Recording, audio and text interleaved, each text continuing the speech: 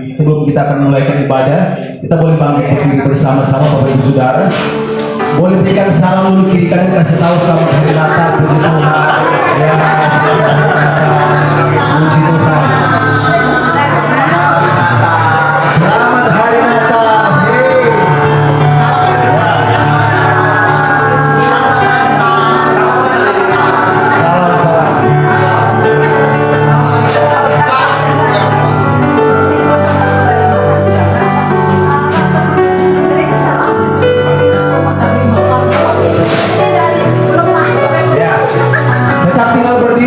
Saudara, nanti kita akan berdoa buat ibadah kita. Bapak Dito akan berdoa mengawali ibadah kita hari ini.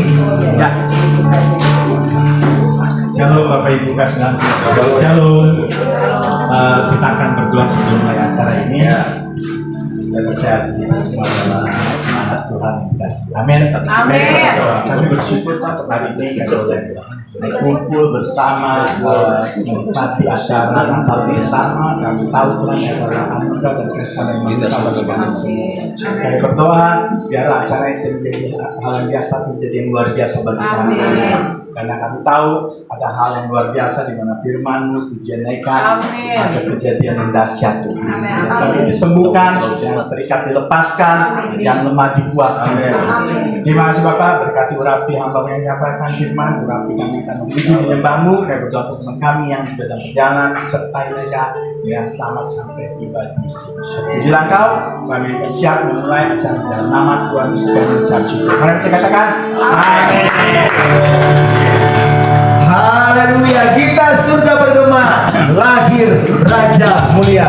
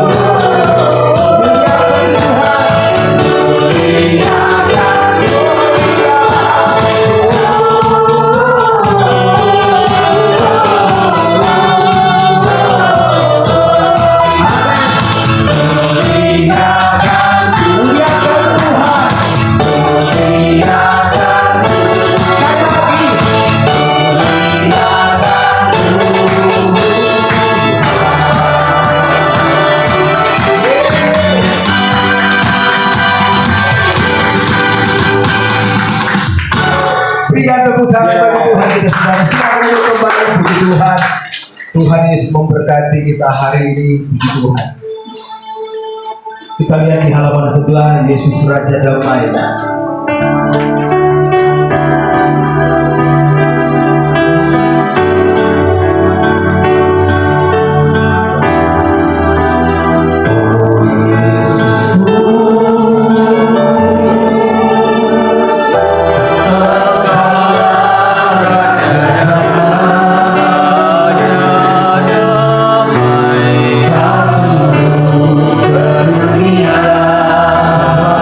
Manusia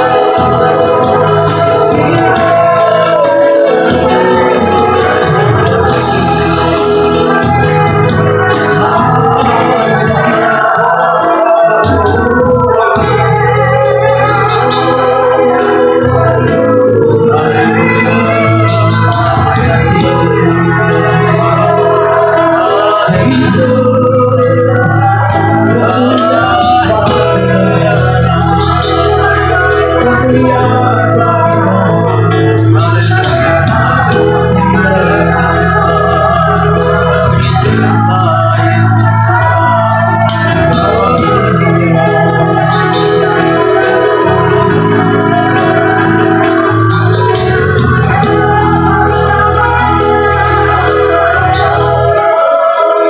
tempat ini hanya Engkau satu-satunya yang layak kami sembah. Hanya Engkau satu-satunya yang layak hormat, kemuliaan, kuasa, kejayaan, keagungan, dan Engkau sampai kekal. Haleluya. Terima kasih Tuhan. Haleluya. Mari kita bangkit berdiri bersama-sama.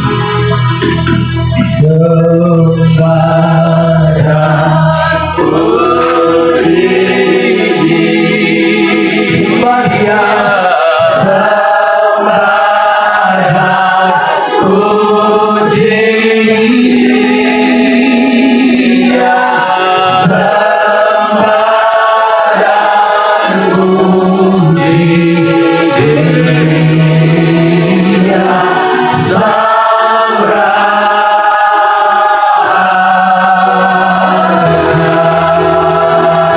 Hai mari berhimpun. Oh hai mari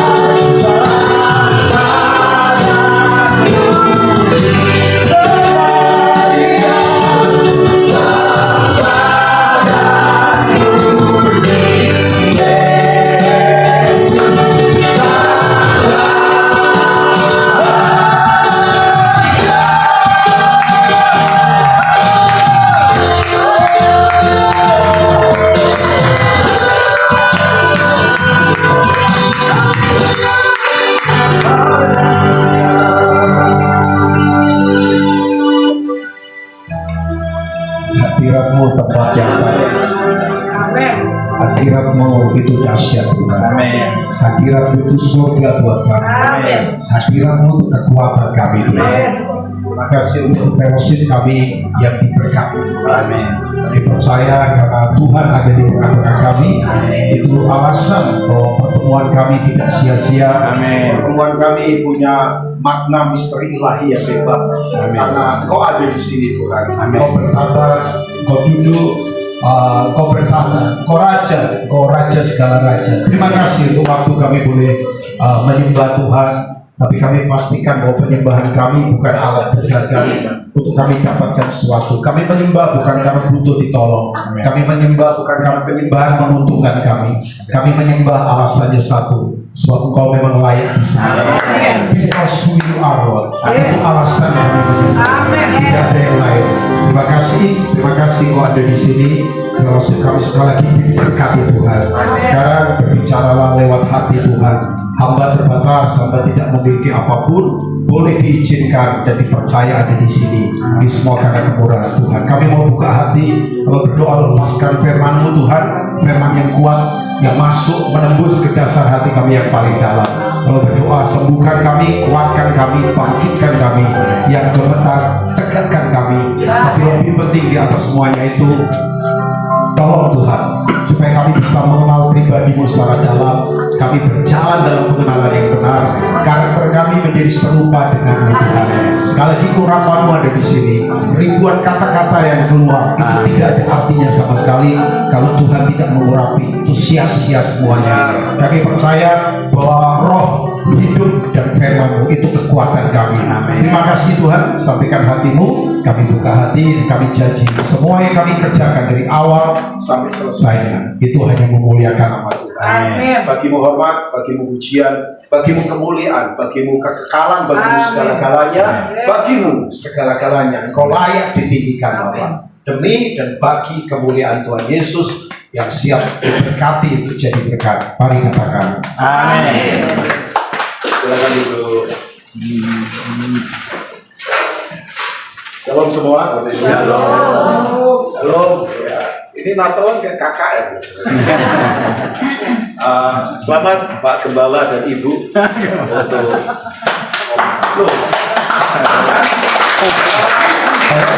didukung senior Semua kalau senior kata ada nabi datang, kemudian rasul datang, pada gua. Nah, yang belum kenal, saya punya nama Robin Ong. Jadi bukan Robin, kalau Robin punya Batman itu ya. Saya nggak ada hubungan dengan Batman. Saya punya nama Robin. Jadi sama Pak Gito dan Bu Tati ya sudah cukup akrab. Kita sering makan bareng, itu lebih penting daripada apapun. Fellowship kita yang di meja makan. Sebab gini, di meja makanlah muka ketemu muka. Kalau begini kan saudara lihatnya kepala orang dari belakang ya. Nah, gereja harus banyak bikin meja makan. Ya, supaya fellowship. Ya kan, bukan soal makannya. Sebab gini, mengangkat tumit di meja makan pasti kerasukan. Itu Yudas Iskariot. Kan, ketika dia tinggalkan fellowship, dia kerasukan. Sebab di meja makan itu koinonia. Nah, kan begini, saudara tidak mungkin terima orang makan bersama kalau saudara tidak saling menghargai. Ya, hanya orang dihargai dan diterima bisa makan bersama. Itu kan dua kata itu, dihargai dan diterima. Nah, gereja itu kan begitu, saling menghargai, saling menerima. Kalau nggak ada, ya ribut terus pasti. Ya, kan penerimaan dan menghargai. Ya kita butuhkan dua hal itu. Tapi bersyukur Tuhan terima kita apa adanya. Amin.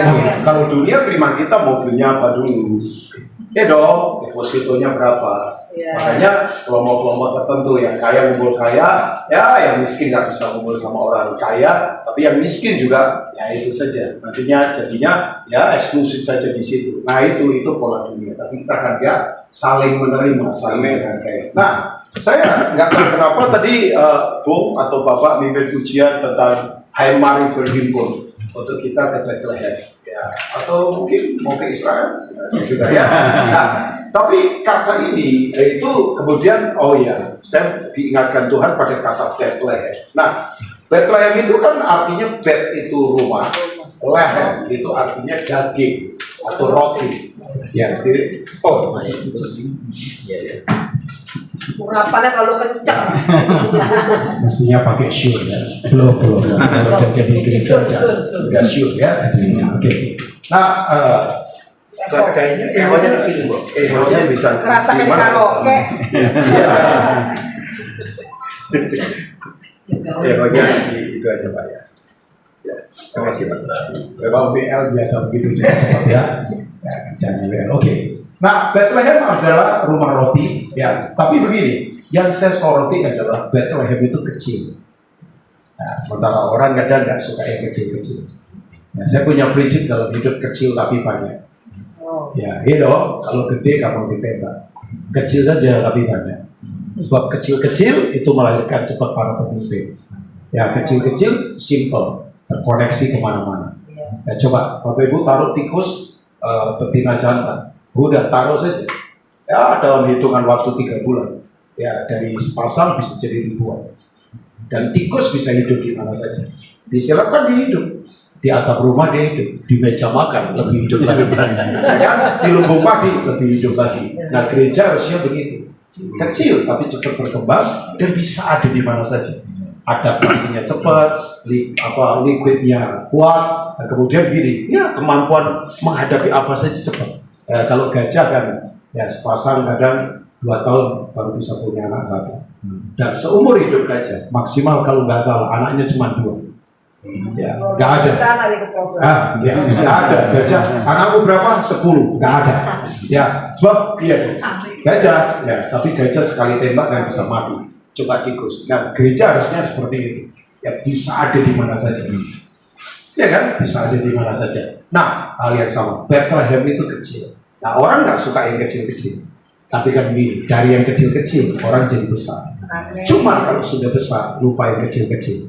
Teman-teman lama dilupakan. Waktu-waktu disiplin kecil ditinggalkan. Yang didengar mulai sembarangan. Janji-janji kecil nggak ditepati. Loh, saya dari kecil pelayanan. Ya, nggak ngomong sekarang besar, biasa saja. Tapi dari kecil-kecil, kemudian begini, setia. Tuhan percayakan. Tapi kalau saya sudah pada titik ini, saya nggak bisa kemudian sepelekan yang kecil-kecil. Waktu-waktu doa, waktu-waktu apa yang saya lihat sembarangan nggak, apa saya katakan itu seenaknya tidak. Nah, itu perlu diperhatikan. Nah, kecil itu sebetulnya ujian yang kelihatannya biasa, tapi itu menurut saya itu hal yang serius. Nah, Bethlehem itu kecil. Nah, saya ingin mengajak Bapak Ibu semua, kita coba mungkin ada lah ya. Tapi jarang orang sering khotbahkan nubuatan Natal itu di kitab Mika. Biasanya orang suka pakai Yesaya 9.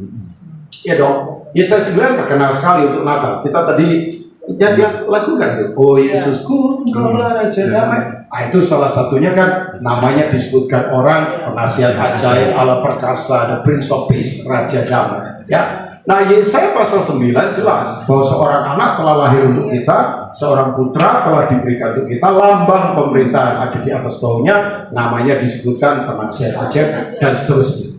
Tapi begini, ternyata Yesaya pasal 9 itu dibantah oleh orang-orang Yahudi yang tidak percaya Yesus. Mereka berkata begini, ini nubuatan bukan untuk Yesus. Bukan, nubuatan itu untuk siapa? Menurut mereka. Menurut Bapak Ibu untuk siapa? Bukan untuk Daud, karena Daud kan sudah lewat. Yesaya itu hidup setelah Daud sudah meninggal kan? Ya kan? Itu nubuatan untuk siapa? Untuk raja, namanya Raja Yosia.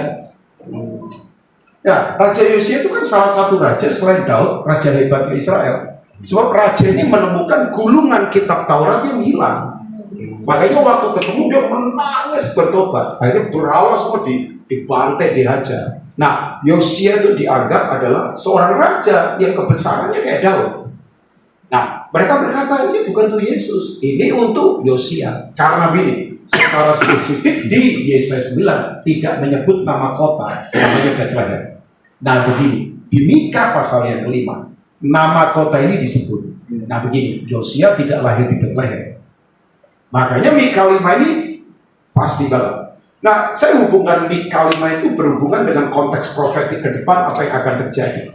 Waktu kitab Mika ditulis, Israel itu dengan 10 suku itu sedang dijajah oleh bangsa namanya Asyur.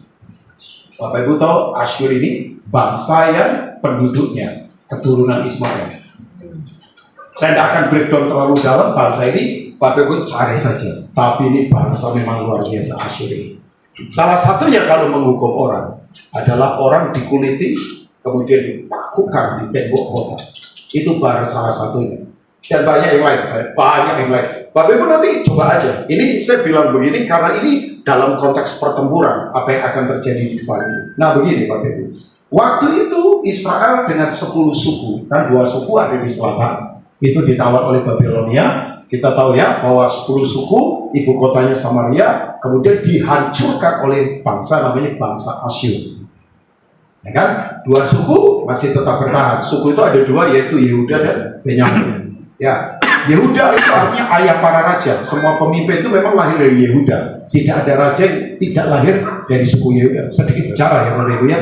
Tapi Yehuda itu harus ditandem oleh suku yang namanya Benyamin. Nah Benyamin ini sebetulnya anak dari seorang yang sangat dicintai ibunya, tapi waktu ibunya melahirkan dia meninggal. Namanya Rachel. Siapa Rachel?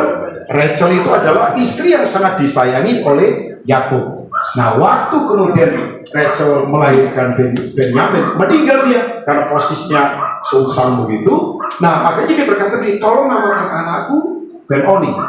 Ben-Oni artinya apa? Son of my soul, anak penderitaan.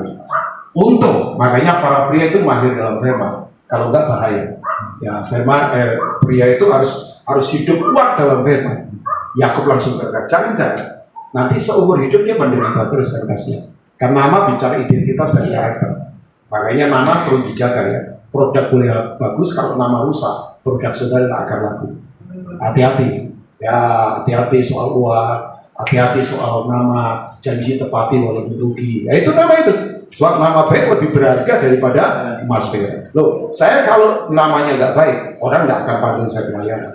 Loh, apa yang mau mereka harapkan dari saya? Kalau cuma pintar ngomong, ya ampun, motivator jago-jago. Dan saya bukan motivator, saya pemberita firman. Makanya khotbah saya agak kelepotan, maafkan saya.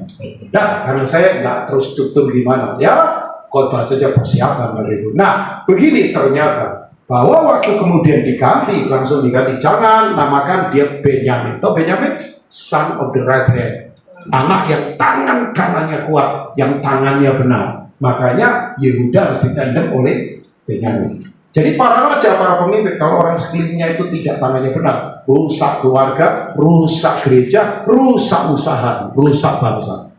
Jadi Yehuda harus tandemnya sama Benyamin.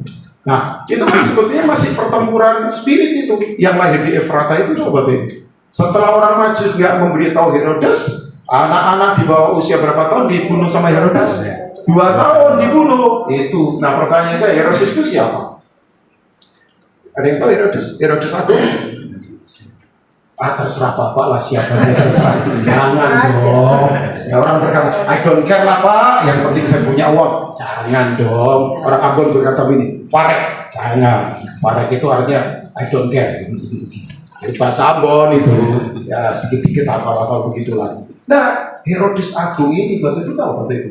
Coba tes saja, dia adalah Edom. Edom itu red itu merah, merah itu Esau. Jadi di peristiwa Natal itu peperangan spirit antara Yakub dan Esau, kebencian, kepahitan, iri hati masih terjadi.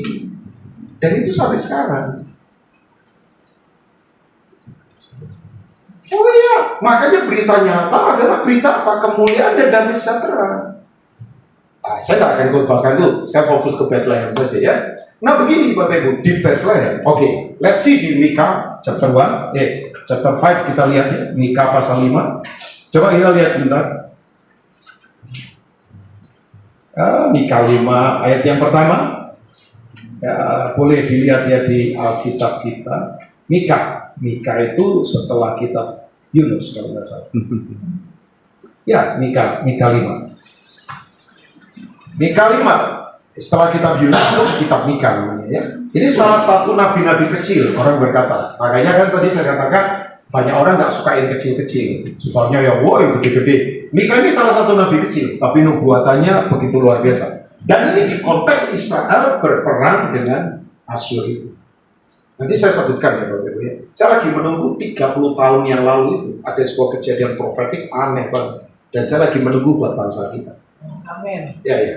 Sebab kalau ada negeri yang keturunan Kedar, Nebaya, which is kalau ditarik Ismail paling banyak, itu ada di bangsa kita. Ini saya ngomong secara spirit.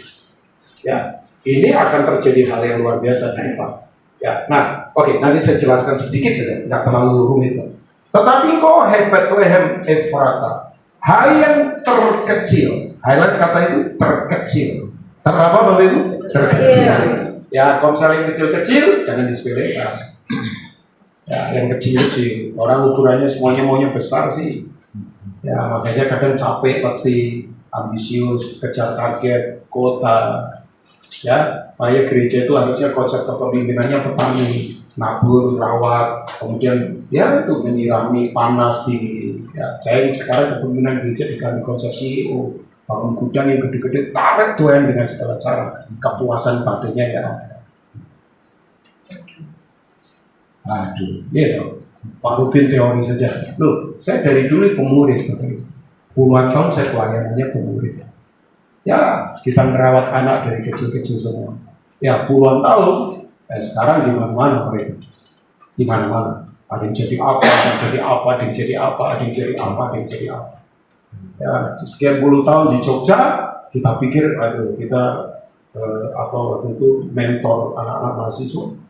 Ya, coba mabuk-mabuk di jalan, kita gotong-gotong, kadang bayar-bayarin mereka kuliah. Orang berkata, kamu mau apa? Miskin loh pelayanan anak mahasiswa. Dapat apa kalian?